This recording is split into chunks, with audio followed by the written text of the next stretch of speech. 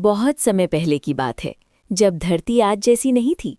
उस समय न शहर थे, न सड़कें, न ही इंसान। चारों ओर घने जंगल, ऊंचे पहाड़ और विशाल नदियां फैली हुई थीं। उस युग में धरती पर केवल डायनासोरों का राज था। इन्हीं जंगलों में एक डायनासोर रहता था, जिसका नाम था आरव।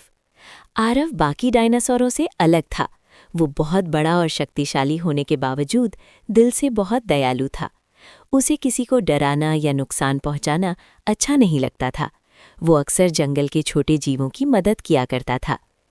एक दिन जंगल में अजीब सी हलचल शुरू हो गई। जमीन हिलने लगी, पेड़ कांप उठे और आसमान में काले बादल छा गए। तभी जंगल के सबसे बुजुर्ग डायनासोर ने सबको चेतावनी दी।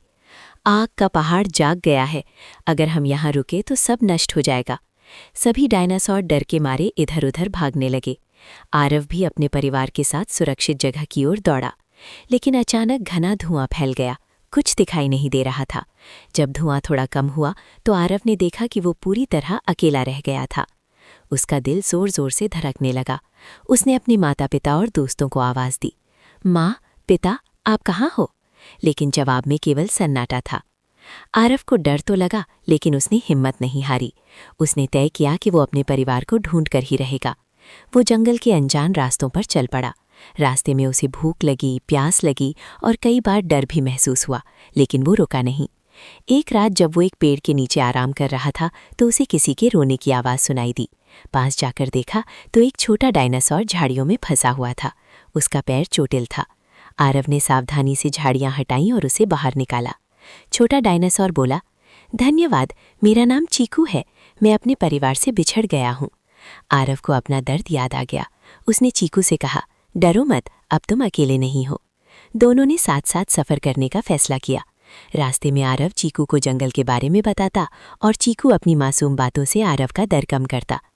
कुछ दिनों बाद वे खतरनाक घाटी में पहुंचे। वहां एक भयानक शिकारी डायनासोर रहता था, जो कमज़ोर जीवों पर हमला करता था। अचानक वो शिकारी चीकू की ओर झपटा। आरव ने बिना सोचे समझे चीकू के सामने खुद को खड़ा कर लिया।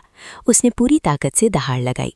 ये पहली बार था जब उसने अपनी शक्ति का इस्तेमाल किसी को बचाने के लिए किया। शिकारी डायनासोर डरकर भाग गया।